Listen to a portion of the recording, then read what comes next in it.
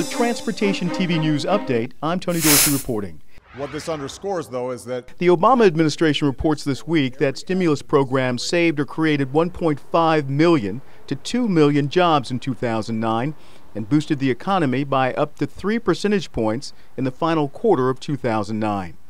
In its second quarterly assessment of the American Recovery and Reinvestment Act, the President's Council of Economic Advisors said that by year's end, $263 billion of the $787 billion available had been paid to states, contractors, and other recipients or had been distributed in tax breaks.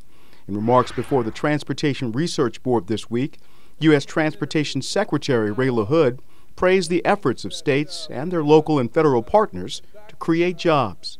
And we are grateful to you and all of our state and local partners for spending economic recovery funds quickly and responsibly.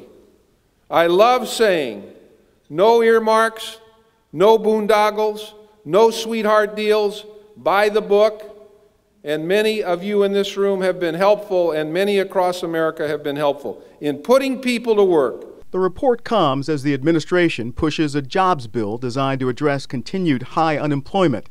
In December, the U.S. shed another 85,000 jobs, and the unemployment rate reached 10%. The president urged action in a recent speech at the White House. In November, we saw the first gain in jobs in nearly 2 years.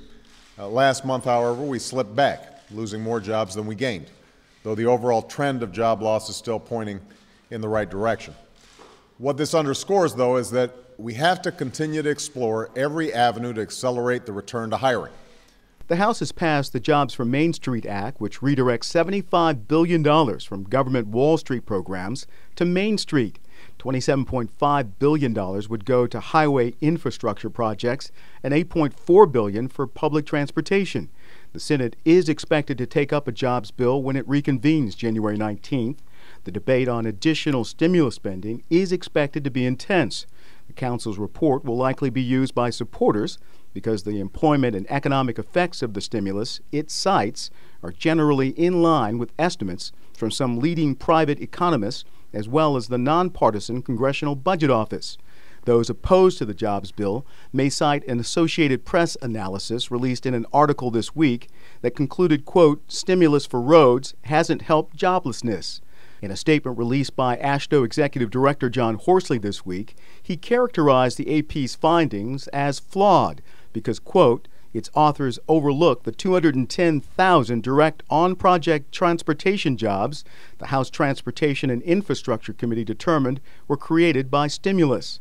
Industry leaders, including U.S. Transportation Secretary Ray LaHood, have also denounced the AP's findings in blog postings and press releases.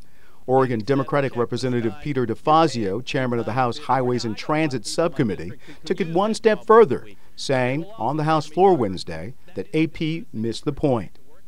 If they wanted to write about the tax cuts in the stimulus, I'd say they were right. Remember, the total investment, in hard jobs, in transportation, infrastructure, in this bill was about 5% of the gargantuan stimulus bill. 5%. Yet it created 25% of the measurable jobs. Also this week, an estimated 10,000 transportation officials from around the globe gathered in the nation's capital for the Transportation Research Board annual meeting. AASHTO, one of hundreds of exhibitors at the TRB trade show, and our experts, including Executive Director John Horsley, among those participating in the more than 3,000 presentations offered during the week-long conference. During his keynote address at TRB, Transportation Secretary Ray LaHood announced new funding guidelines for major transit projects. He said the primary criteria has been cost and time savings, but now livability issues such as economic development opportunities and environmental benefits will also be strongly considered.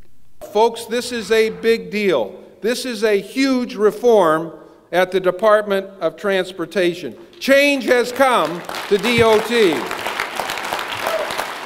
LaHood said as part of its initiative, the FTA will change the criteria by which new transit start and small start projects are evaluated to include environmental, community, and economic development and congestion relief benefits. In other news, U.S. Chamber of Commerce President Tom Donohue gave his annual State of American Business address in Washington this week. Donohue called upon leaders in government, business, and labor to unite around the ambitious goal of creating 20 million new jobs over the next decade. We can create jobs by doubling U.S. exports in 5 years and 5 years again. This is an ambitious yet achievable goal. But to get there, we need a bold and aggressive trade policy, something that we don't have today. Donohue said it's imperative that the government work with the private sector to spur investment to maintain and modernize our transportation, energy, water, and broadband systems. That's the Transportation News Update. I'm Tony Dorsey reporting.